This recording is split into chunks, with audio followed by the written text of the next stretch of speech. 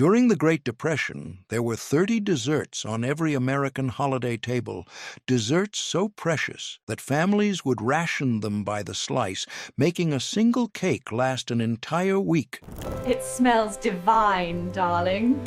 A perfect slice of heaven, wouldn't you agree, Mother? Today, you cannot find a single one. These were made by women who turned flour, lard, and prayer into something that made children smile during America's darkest hours. They cost 50 cents to make, took hours of sacrifice to perfect, and tasted like hope. They vanished from our tables, and we're about to show you why they're impossible to make anymore. Wacky cake emerged as the iconic dessert of the Great Depression, created when eggs, butter, and milk became luxuries most families couldn't afford. This chocolate cake used no eggs, no butter, and no milk, just flour, sugar, cocoa powder, vegetable oil, vinegar, and water. The chemical reaction between vinegar and baking soda replaced eggs as the leavening agent, creating a surprisingly moist, tender cake that tasted like prosperity despite costing pennies. The genius lay in its simplicity and reliability. Mothers mixed the ingredients directly in the baking pan, eliminating the need for mixing bowls and reducing cleanup. 3 wells were made in the dry ingredients, one for oil, one for vinegar, and one for vanilla. Then water was poured over everything and stirred until combined. The cake baked in 30 minutes and emerged golden, fragrant, and deeply satisfying. The entire cake cost approximately 15 cents and fed 8 people. For families surviving on $1 per day, this represented affordable joy during impossible times.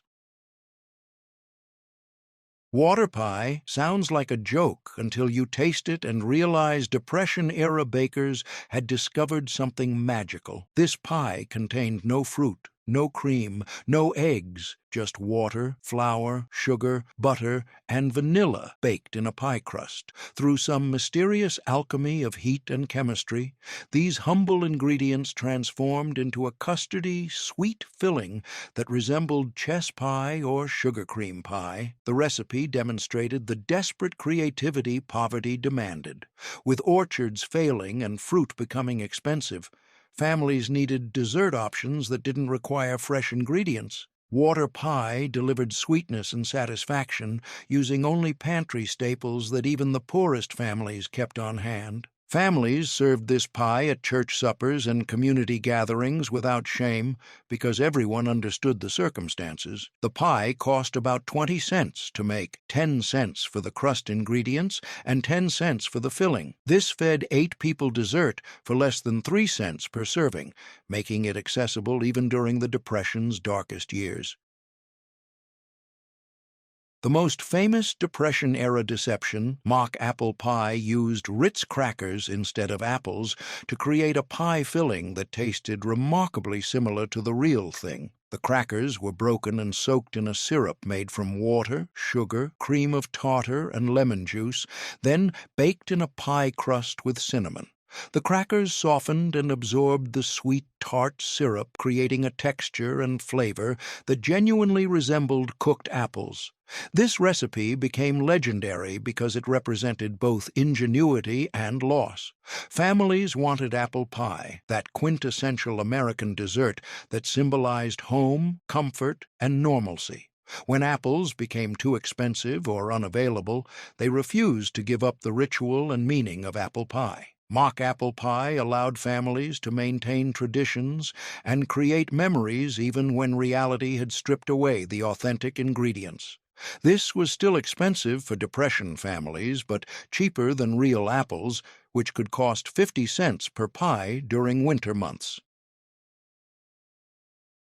Vinegar pie challenged everything people thought they knew about dessert, using vinegar as the main flavoring agent in a custard-style pie.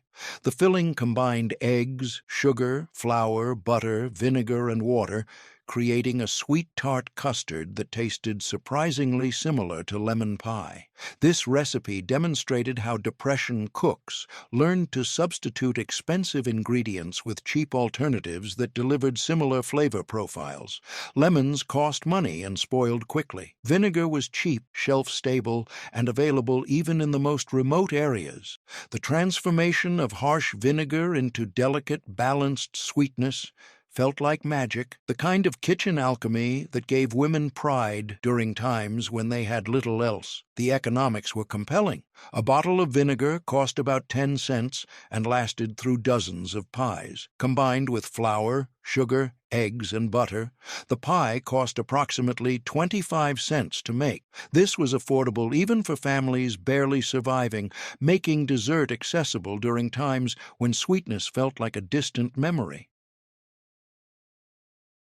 This sweet, cake-like bread used peanut butter as its main ingredient, creating a dense, satisfying dessert that provided protein along with sweetness. The recipe combined flour, sugar, baking powder, milk, and peanut butter into a batter that baked into something between bread and cake. Sliced and served plain or with jam, it satisfied sweet cravings while providing nutritional value that pure sugar desserts couldn't match. Peanut butter became a Depression staple because it was cheap, nutritious, and shelf-stable. A jar cost about 20 cents and provided protein that meat-deprived families desperately needed. Using it in desserts made economic sense. It stretched expensive ingredients like eggs and butter while adding substance and nutrition. Children loved the familiar peanut butter flavor, and mothers appreciated that they were feeding their families something with actual nutritional value. The bread cost about 25 cents to make and provided enough servings for multiple days. Families ate it for breakfast, as afternoon snacks, and as dessert after dinner. This versatility made it valuable beyond its low cost.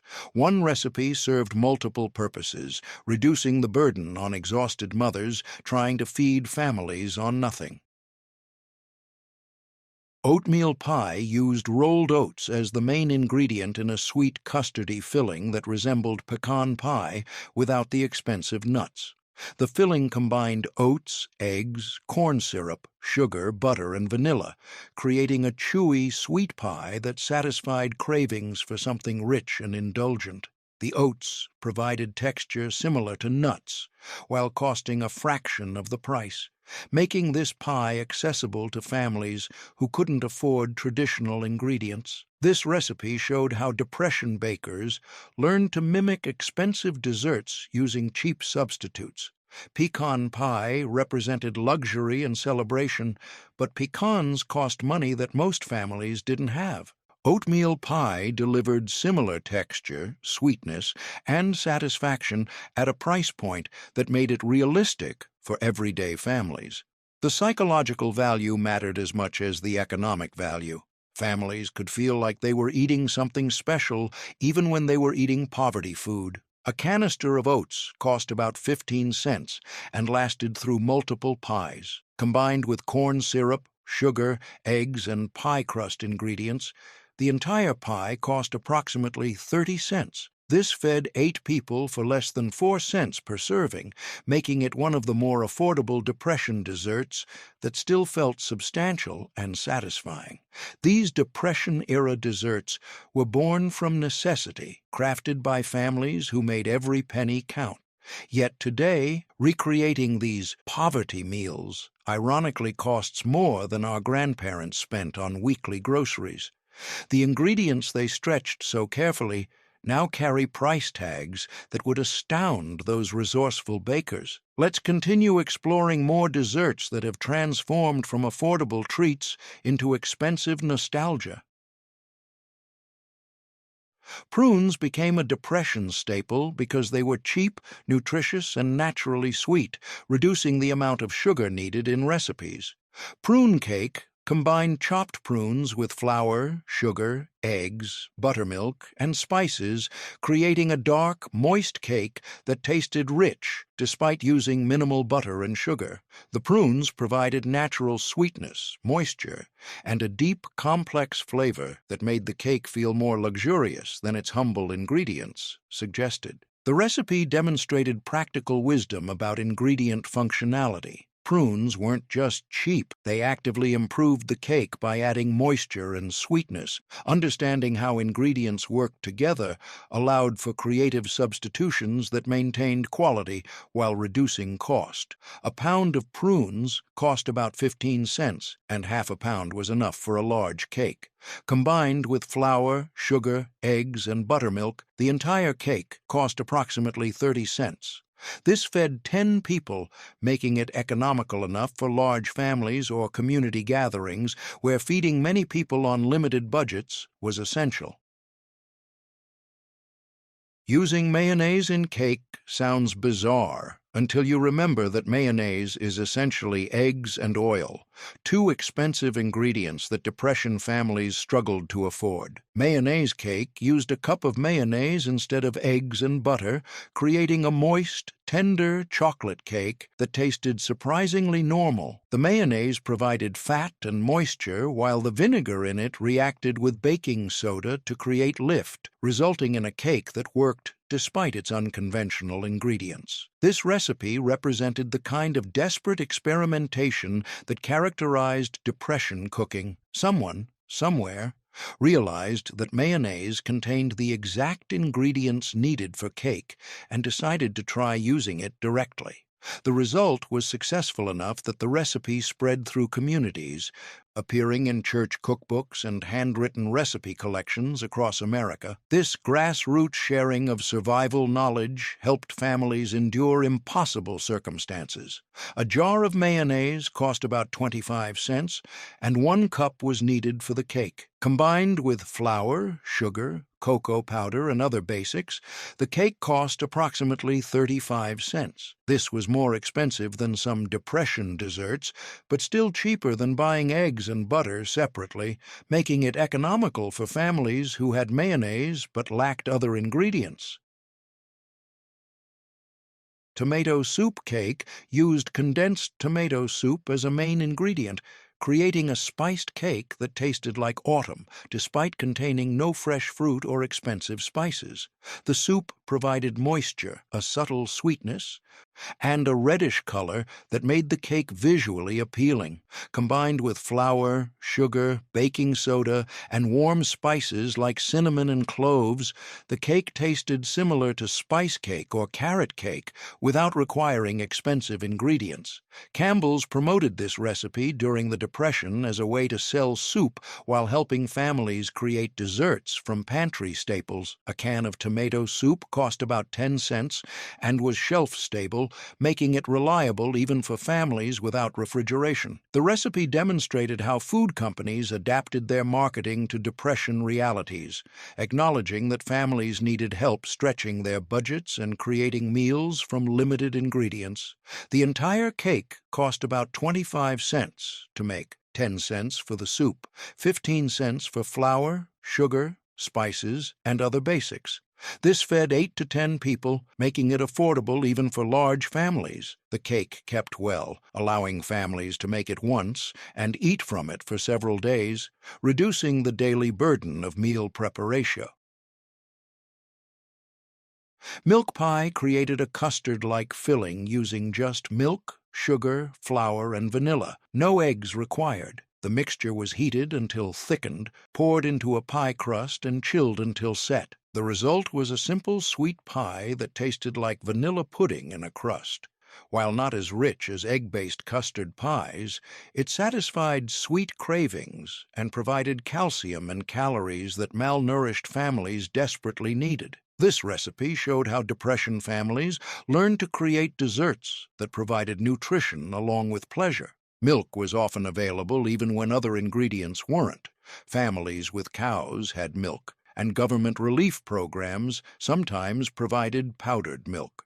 Using milk as the base for dessert made economic and nutritional sense, turning a staple ingredient into something that felt special and celebratory. The pie cost about 20 cents to make, 10 cents for milk, 10 cents for crust, and other ingredients.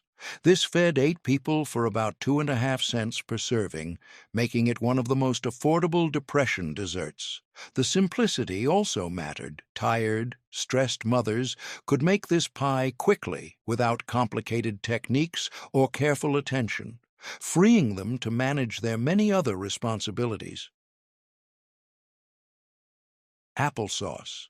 Cake used applesauce as a fat substitute, creating a moist spice cake without butter or oil. The natural pectin in applesauce provided structure while the fruit sugars added sweetness, reducing the amount of added sugar needed. Combined with flour, spices, raisins, and nuts when available, this cake tasted rich and satisfying, despite being made almost entirely from one cheap ingredient. Families often made their own applesauce from windfall apples or bruised fruit that couldn't be sold, making this dessert essentially free if you had access to apple trees. Even store-bought applesauce was relatively cheap at about 15 cents per jar.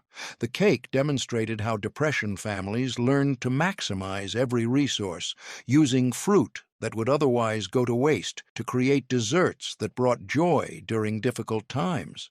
The cake cost about 25 cents to make, including applesauce, flour, sugar, and spices. This fed 10 people, making it economical for large families or community gatherings. The cake also kept well, staying moist for days thanks to the applesauce, which meant families could make it once and enjoy it throughout the week. Raisin pie used dried raisins plumped in water to create a sweet filling that resembled mincemeat pie without the expensive meat and sweet. The raisins were simmered with sugar, water, lemon juice, and spices until they formed a thick, jammy filling. Baked in a pie crust, this created a dessert that tasted rich and complex, despite using only one main ingredient that cost pennies. Raisins were Depression gold, cheap, shelf-stable, naturally sweet, and nutritious. A pound of raisins cost about 15 cents and could make multiple pies. The dried fruit didn't require refrigeration and lasted indefinitely, making it reliable for families without consistent access to fresh ingredients. Using raisins as a pie filling demonstrated the creativity Depression families employed to create variety and interest from limited ingredients. The pie cost about 25 cents to make, 15 cents for raisins, 10 cents for crust, sugar, and spices. This fed 8 people for about 3 cents per serving, making it affordable even during the Depression's worst years. The pie also traveled well and kept at room temperature, making it popular for church potlucks and community gatherings where refrigeration wasn't available. We're halfway through our journey into Depression-era baking, and the pattern is clear. Yesterday's frugal desserts are today's budget busters. What once fed entire families for pocket change now requires significant investment at modern grocery stores. The economic shift between then and now is staggering. Keep reading to discover more desserts that have outgrown their humble penny-pinching origins in surprising ways. Cornstarch. Pudding created a simple, smooth dessert using just cornstarch, milk, sugar, and vanilla.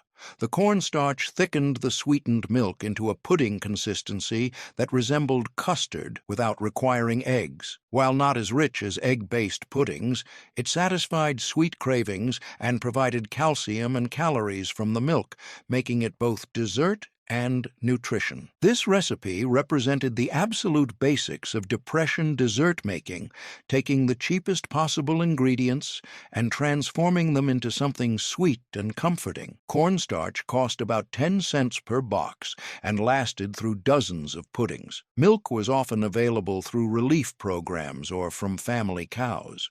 Sugar was carefully rationed but used in small amounts to make life bearable. The pudding became a regular feature of Depression meals, providing sweetness that helped families endure hardship. The pudding cost about 15 cents to make and fed 6 people. This translated to about 2.5 cents per serving, making it one of the cheapest desserts available. Mothers could make it quickly on the stovetop, requiring no oven and minimal supervision, which mattered when they were managing multiple tasks simultaneously and couldn't afford to focus entirely on dessert preparation. Molasses cookies used molasses as the primary sweetener, creating chewy, spiced cookies that tasted rich despite using minimal sugar and butter. Molasses was cheaper than white sugar and provided iron and minerals that malnourished families needed. Combined with flour, a small amount of fat, baking soda, and warm spices, these cookies delivered sweetness and satisfaction at a fraction of the cost of traditional sugar cookies. The cookies represented how Depression families learned to find value in ingredients that others overlooked. Molasses was considered inferior to white sugar by many Americans, but Depression families recognized it as affordable sweetness that also provided nutrition. The dark, complex flavor made the cookies taste substantial and satisfying, creating the impression of richness, even when the recipe used minimal fat and eggs. A jar of molasses cost about 15 cents and made multiple batches of cookies.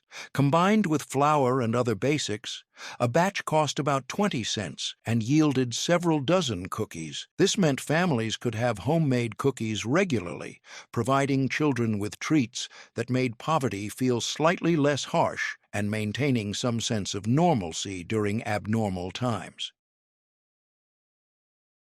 Bread pudding transformed stale bread into dessert, demonstrating the Depression principle that nothing should ever be wasted. Stale bread was torn into pieces, soaked in a mixture of milk, eggs, sugar, and vanilla, then baked until set. The result was a custardy, comforting dessert that tasted indulgent despite being made from garbage, bread that would otherwise have been thrown away. This recipe showed how Depression families redefined value and possibility. Stale bread wasn't trash, it was the foundation for tomorrow's dessert. Every scrap of food had potential uses that creative cooks could unlock. This mindset separated families who survived the Depression from those who didn't, the ability to see possibility in apparent waste, to transform nothing into something, to refuse to give up, even when circumstances seemed hopeless. The pudding cost almost nothing to make because the bread was free. It was already stale and destined for waste. The milk, eggs, and sugar cost about 20 cents total, creating a dessert that fed 8 people for about 2.5 cents per serving. This economics made bread pudding a regular feature of Depression meals, appearing weekly in families that refused to waste even the smallest amount of food.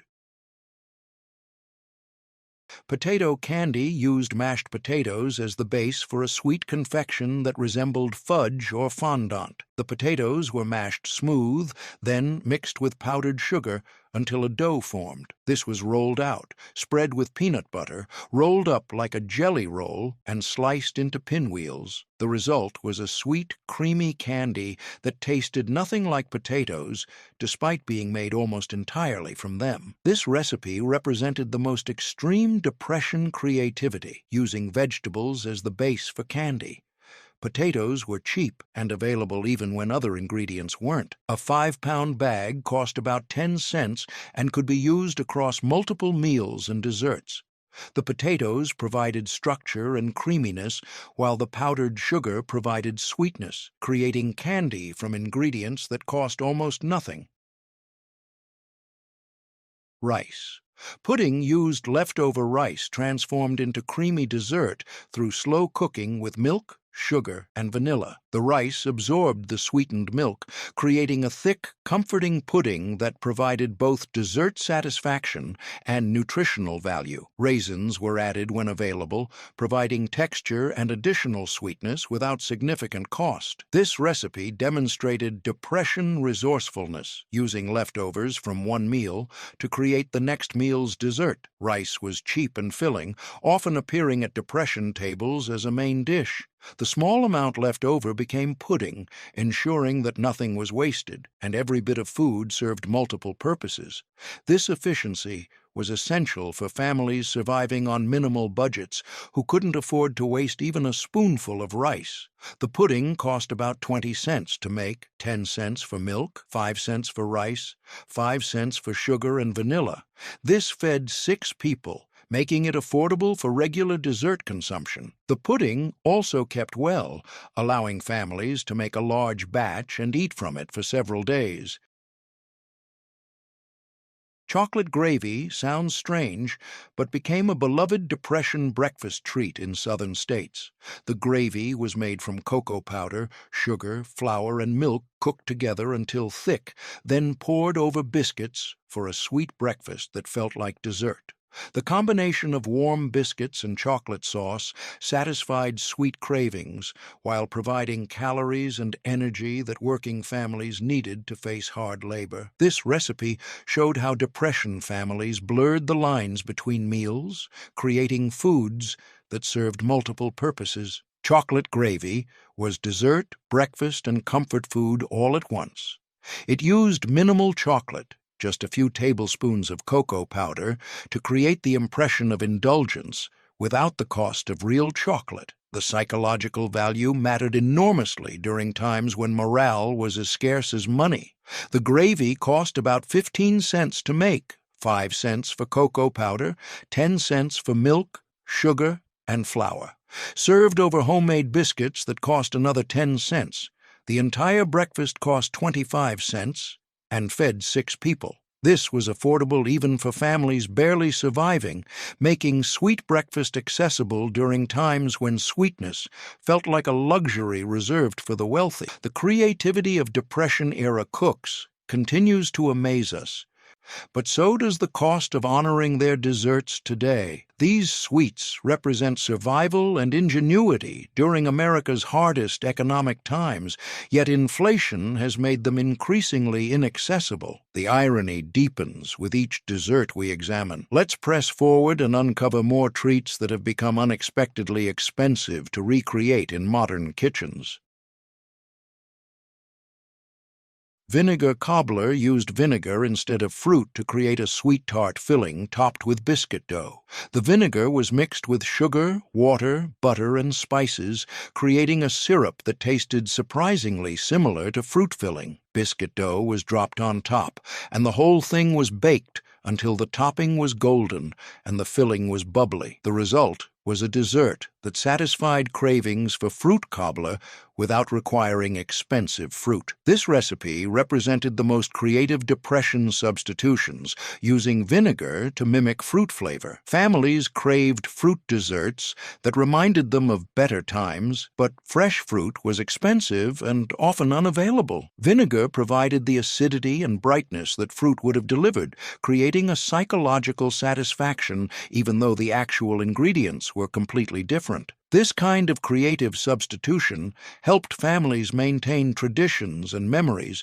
even when reality had changed dramatically. The cobbler cost about 25 cents to make, 5 cents for vinegar, 20 cents for flour, sugar, butter, and other ingredients. This fed 8 people for about 3 cents per serving, making it affordable for regular consumption. These cookies used no eggs, making them accessible to families who couldn't afford or obtain eggs regularly. The recipe combined flour, cocoa powder, sugar, butter or shortening, milk, and baking soda, creating cookies that were slightly crispy outside and chewy inside. While not as rich as traditional cookies, they satisfied chocolate cravings and provided sweetness that made difficult days slightly more bearable. The recipe demonstrated how Depression bakers bakers learned to work around missing ingredients rather than giving up entirely. Eggs were expensive and scarce, but families still wanted cookies. Learning to make cookies without eggs meant children could still have treats, birthdays could still be celebrated, and some sense of normalcy could be maintained even when circumstances were far from normal. A batch cost about 20 cents to make, 5 cents for cocoa powder, 15 cents for flour, sugar, and fat.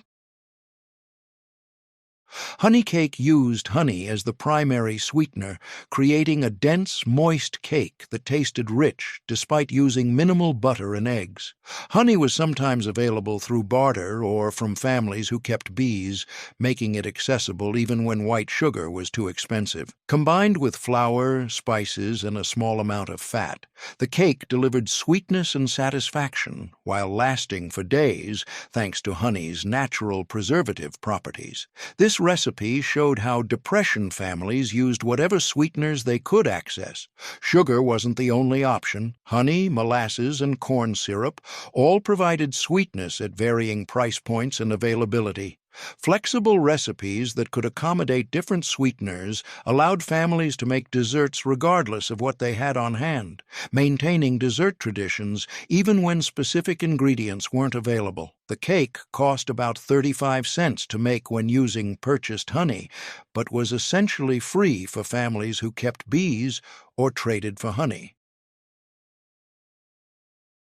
3-ingredient. These minimalist cookies used just peanut butter, sugar, and an egg, creating simple treats that required no flour, no butter, and no special ingredients. The peanut butter provided fat, protein, and flavor, while the egg provided structure and the sugar provided sweetness. The cookies were quick to make, requiring no chilling or complicated techniques, making them accessible to even the most inexperienced bakers. The recipe represented Depression efficiency at its finest, maximum result from minimum ingredients. 3 ingredients created actual cookies that children loved and adults appreciated. This simplicity mattered enormously to exhausted mothers managing impossible workloads with inadequate resources. Being able to make cookies quickly from pantry staples meant children could have treats without mothers sacrificing hours they didn't have. A batch cost about 25 cents to make, 15 cents for peanut butter, 5 cents for sugar, 5 cents for 1 egg. This yielded about 2 dozen cookies, providing treats that lasted several days. The cookies were substantial and filling thanks to the peanut butter, satisfying hunger, along with sweet cravings, which made them valuable beyond their role as mere dessert.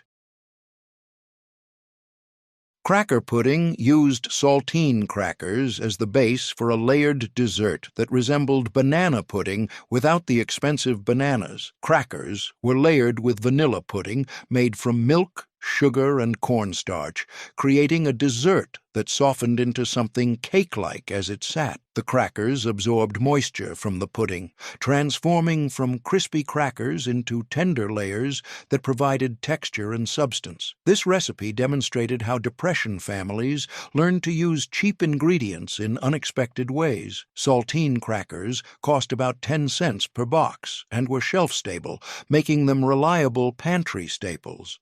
Using them as a dessert component showed creative thinking. Crackers weren't just for soup or cheese.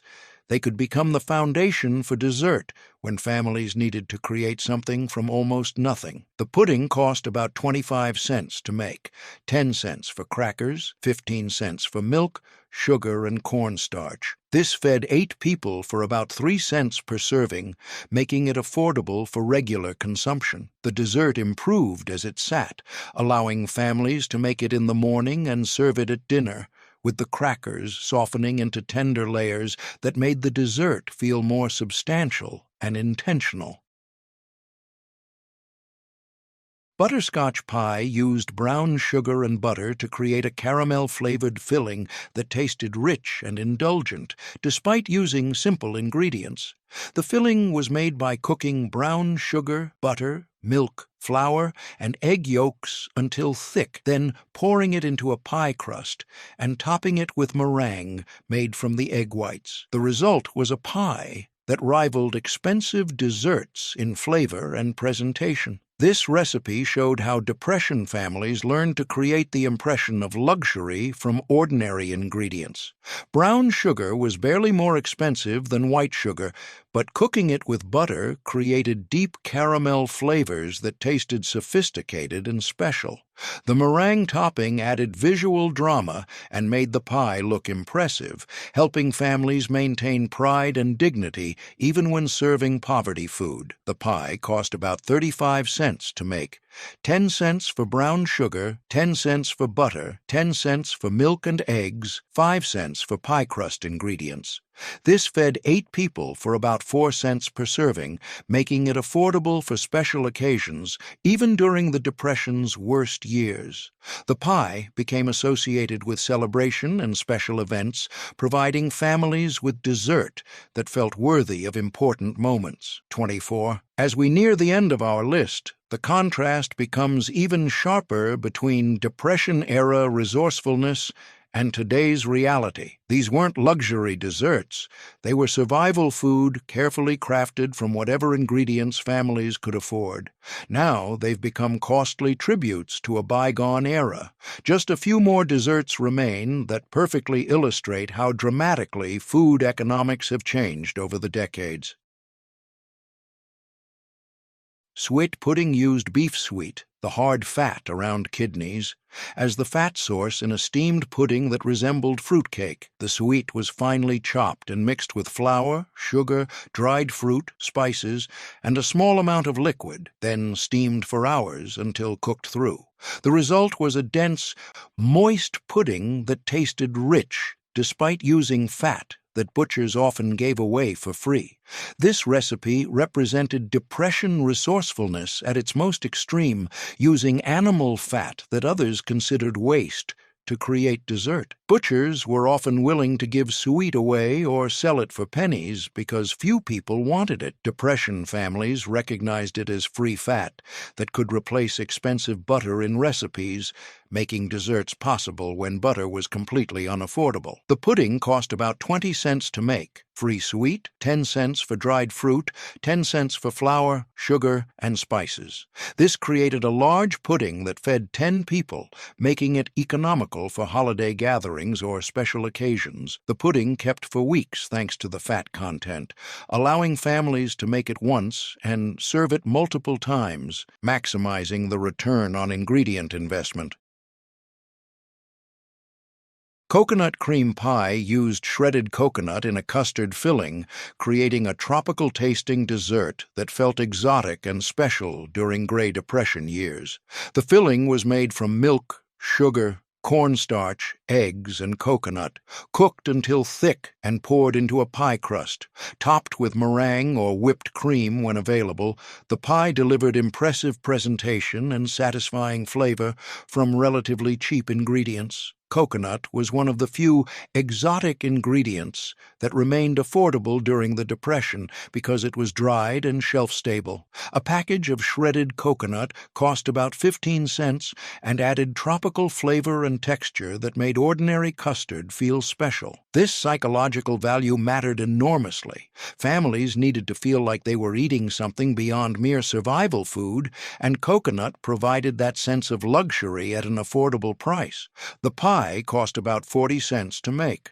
15 cents for coconut, 10 cents for milk and eggs, 10 cents for sugar and cornstarch, 5 cents for pie crust ingredients. This was expensive by Depression standards, but still cheaper than bakery pies or restaurant desserts. Families saved this recipe for special occasions, using it to mark birthdays, holidays, and celebrations that needed something beyond everyday desserts.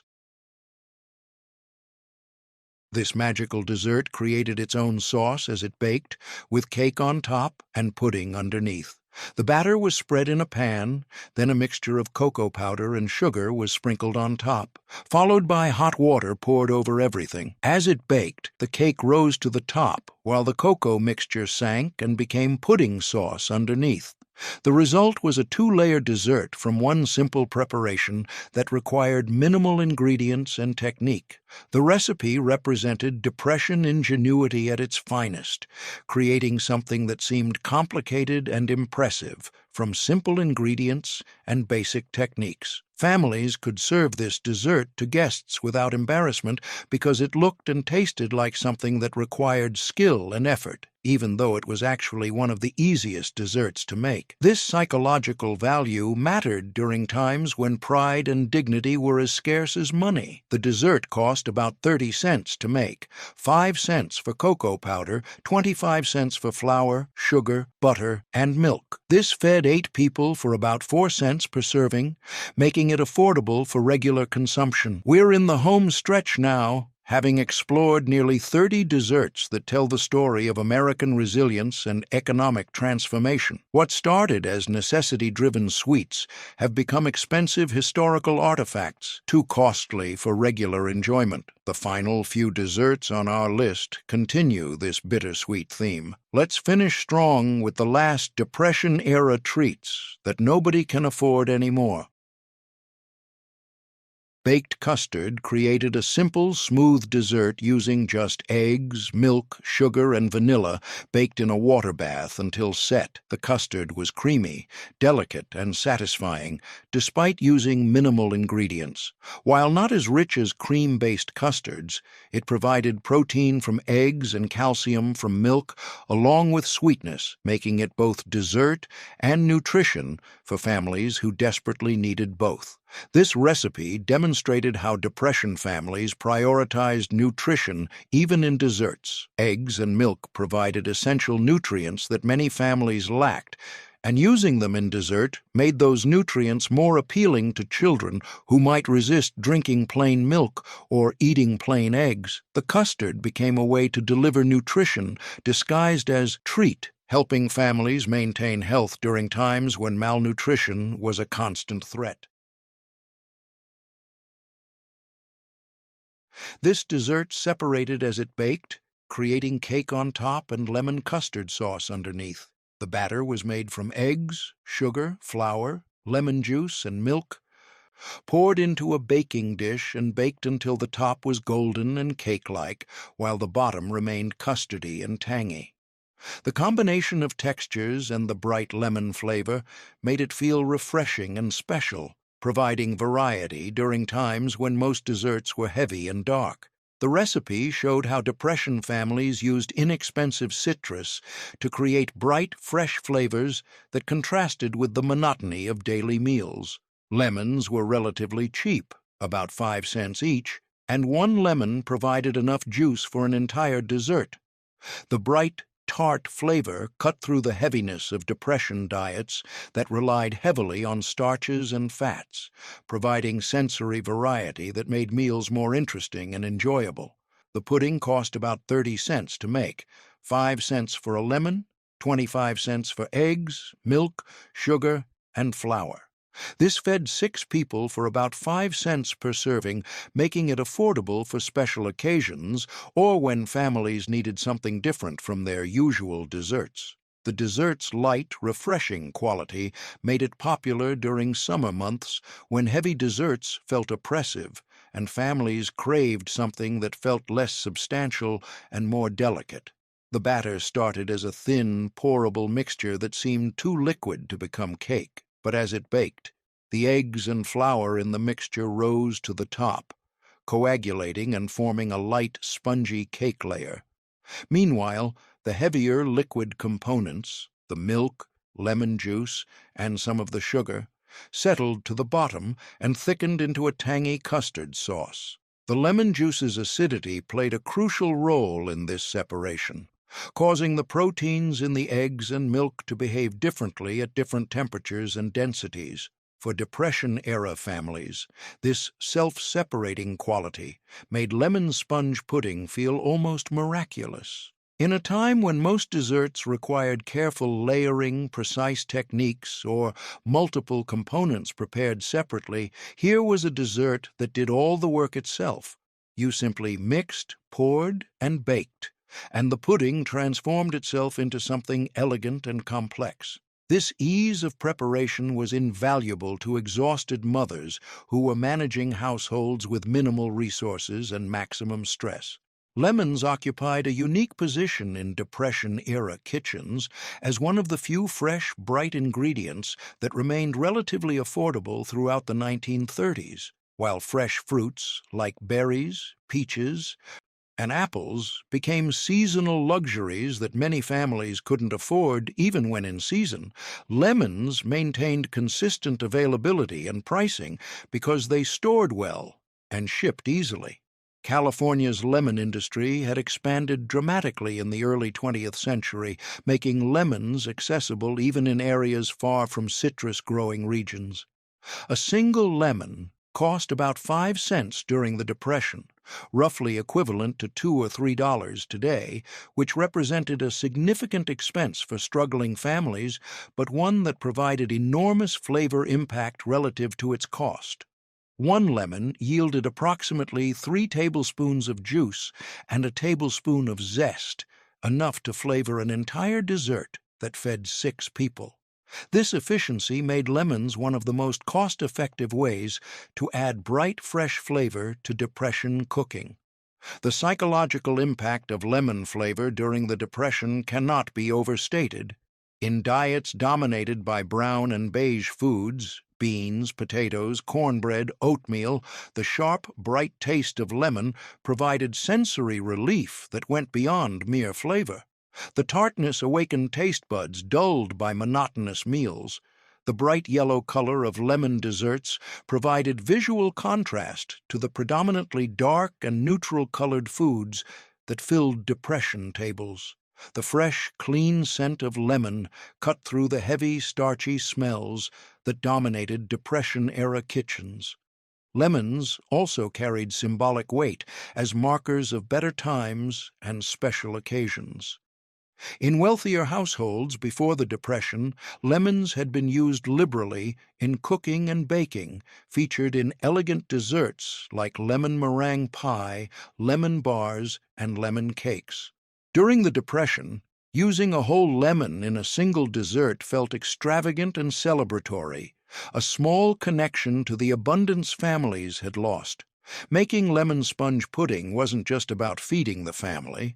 It was about maintaining dignity and creating moments that felt special, despite poverty. What made lemon sponge pudding particularly beloved during the Depression was its textural complexity, something that was rare in desserts made with minimal ingredients. The top layer had the texture of a light sponge cake, tender, slightly springy, with a delicate crumb that dissolved on the tongue. This cake layer absorbed some of the custard from below, becoming moist and flavorful while maintaining its structural integrity. The contrast between the airy cake and the dense custard created interest in every spoonful. The bottom custard layer was smooth, creamy, and intensely lemony, thick enough to coat a spoon but pourable enough to sauce the cake above it. The custard's texture came from the eggs and milk thickening during baking, creating a sauce that was richer and more substantial than simple lemon juice, but lighter and more delicate than heavy cream-based custards that Depression families couldn't afford to make. The custard clung to the cake, soaking into it slightly while pooling around it on the plate. Temperature played a crucial role in how families enjoyed lemon sponge pudding. Served warm from the oven, the dessert was comforting and homey, with the cake layer still slightly puffed and the custard steaming gently. The warmth intensified the lemon aroma and made the dessert feel substantial and satisfying. Served cold from the icebox, for families who had ice, or the cellar, the pudding became refreshing and light, perfect for hot summer evenings when families needed relief from heat and humidity. The custard thickened further when cold, becoming almost mousse-like in texture, while the cake layer remained tender and moist. While lemon sponge pudding was particularly popular during summer months, when its light, refreshing quality provided relief from heat, Depression-era cooks adapted it throughout the year to match seasonal needs and ingredient availability. In winter, families served it warm with a sprinkle of cinnamon or nutmeg, spices that added warmth and made the dessert feel more substantial and cold weather appropriate. The same basic recipe could be modified by reducing the lemon juice slightly and adding vanilla extract, creating a milder version that appealed to children who found the full lemon version too tart. Some families made the pudding with orange juice instead of lemon when oranges were on sale or available through relief programs. Orange sponge pudding was sweeter and milder, appealing to families with young children or those who found lemon too sharp. The same magical separation occurred with orange juice, creating the characteristic two-layer structure. Other families experimented with lime juice when limes were cheaper than lemons, though the resulting pudding was more intensely sour and required additional sugar to balance the lime's aggressive acidity. Gingerbread used molasses and warm spices to create a dark, flavorful cake that tasted rich and complex, despite using minimal butter and eggs. The molasses provided both sweetness and moisture, while the ginger, cinnamon, and cloves created aromatic complexity that made the cake feel special and intentional. Served warm with a simple glaze or whipped cream when available, gingerbread became a cold-weather favorite that provided comfort during dark Depression winters. This recipe demonstrated how spices could elevate simple ingredients into something that felt luxurious and special. A small tin of ginger cost about 10 cents and lasted through multiple cakes, making the investment worthwhile for the dramatic flavor impact it provided. The warm, aromatic spices made houses smell wonderful as the cake baked, creating sensory experiences that provided emotional comfort beyond the actual eating of the dessert. The cake cost about 30 cents to make, 10 cents for molasses, 20 cents for flour, spices, eggs, and other ingredients. This fed 10 people for about 3 cents per serving, making it economical for large families or community gatherings. Families who had made gingerbread occasionally before the Depression found themselves making it weekly during the 1930s because it was one of the few cakes they could still afford. The beauty of gingerbread was its flexibility and forgiving nature. Unlike delicate butter cakes that required precise measurements and techniques, gingerbread could tolerate substitutions and variations without falling apart. If a family didn't have eggs, they could use extra molasses and a bit of vinegar to provide lift and binding. If they didn't have milk, water worked just fine. If they couldn't afford all the spices, even just ginger alone created a flavorful cake. This adaptability made gingerbread a reliable dessert during unpredictable times when ingredient availability changed week to week, depending on what families could afford or what they could trade for with neighbors. Molasses became one of the most important ingredients in Depression-era kitchens, and gingerbread showcased its versatility perfectly. Unlike white sugar, which provided only sweetness, molasses brought sweetness, moisture, color, and a deep, complex flavor that made simple cakes taste sophisticated. A single jar of molasses cost about 10 cents and lasted through multiple baking sessions, making it more economical than sugar pound for pound. The thick, syrupy texture meant that a little went a long way, and the strong flavor meant that even cakes made with minimal other ingredients tasted rich and satisfying. Molasses also had nutritional benefits that Depression-era cooks understood intuitively, even without modern nutritional science. It contained iron, calcium, and other minerals that were often lacking in Depression diets, heavy on white flour and cornmeal. Mothers who served gingerbread to their children weren't just providing a treat. They were providing nutrients that helped combat the deficiencies common during a time when fresh fruits, vegetables, and meat were often unaffordable. The dark color of molasses signaled to cooks that it was more substantial and nourishing than white sugar, and they were right. The flavor of molasses, deep, slightly bitter, with notes of caramel and smoke, transformed simple flour-based cakes into something that tasted intentional and complex. Where a plain cake made with sugar might taste bland and one-dimensional, a molasses cake tasted layered and interesting. This flavor complexity was crucial during the Depression, when families needed their limited desserts to feel special and worth the expense. Gingerbread didn't taste like poverty food. It tasted like something a family had chosen to make because they loved it, not because it was all they could afford. The spices in gingerbread, ginger, cinnamon, cloves, and sometimes nutmeg or allspice, were what transformed it from a simple molasses cake into something truly special. During the Depression, spices were one of the few luxury ingredients that remained relatively affordable because a small amount created such dramatic impact. A 10-cent tin of ground ginger lasted through dozens of cakes.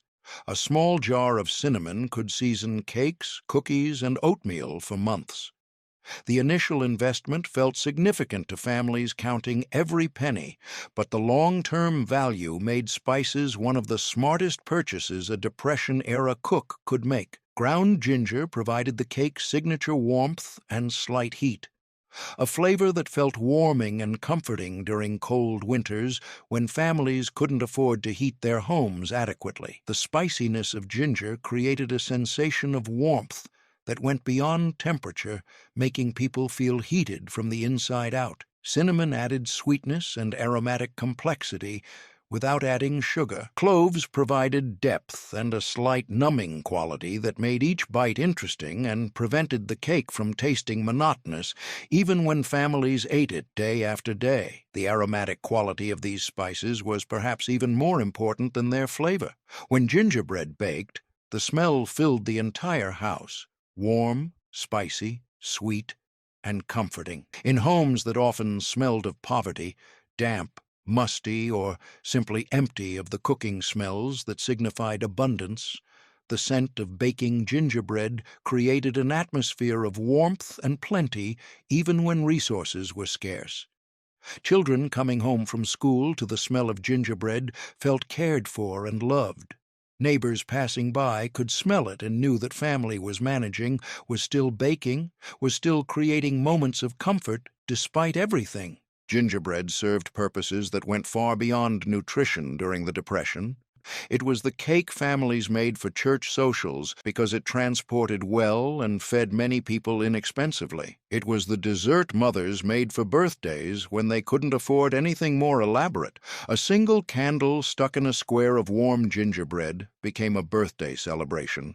It was what families brought to neighbors who were struggling even more than they were. A gift that showed care without requiring ingredients the giving family couldn't spare. The cake's dark color and strong flavor made it feel substantial and intentional rather than impoverished. Unlike plain cakes that obviously lacked butter and eggs, gingerbread was supposed to be dark and dense. Its texture and flavor were features, not bugs. This psychological element mattered enormously during a time when families felt shame about their poverty. Serving gingerbread didn't feel like serving poverty food. It felt like serving a traditional, beloved cake that families had always made. Children who grew up during the Depression often remembered gingerbread with particular fondness in their later years. It represented one of the few consistent treats in childhoods otherwise marked by deprivation. The warm spices, the moist texture, the slight sweetness, these sensory experiences created positive memories during difficult times. Many Depression-era children continued making gingerbread throughout their lives, even after they could afford more elaborate desserts, because the taste and smell brought them back to moments of comfort and family togetherness during their hardest years. Beyond its emotional and social roles, gingerbread offered practical advantages that made it ideal for Depression-era households. The molasses content meant the cake stayed moist for days without refrigeration, which was crucial in homes where ice boxes were expensive to maintain, and many families had no refrigeration at all. all, a mother could bake gingerbread on Monday and serve it throughout the week, with each slice remaining soft and flavorful. This reduced the daily burden of cooking and baking during a time when women were already stretched thin managing households with minimal resources. The cake required only one bowl and minimal equipment, no electric mixers, no special pans, no complicated techniques. A woman could mix gingerbread batter by hand in 5 minutes using ingredients she kept on hand, pour it into whatever baking pan she owned, and have dessert ready in 30 minutes. This simplicity mattered in households where time and energy were precious commodities, where mothers were often exhausted from worry and overwork, where the act of providing any dessert at all felt like a victory. Gingerbread could be served plain with a simple powdered sugar glaze when sugar was available, with whipped cream on special occasions, or with applesauce when apples were in season. This versatility meant the same basic cake could be dressed up or down, depending on what else was available and what the occasion demanded.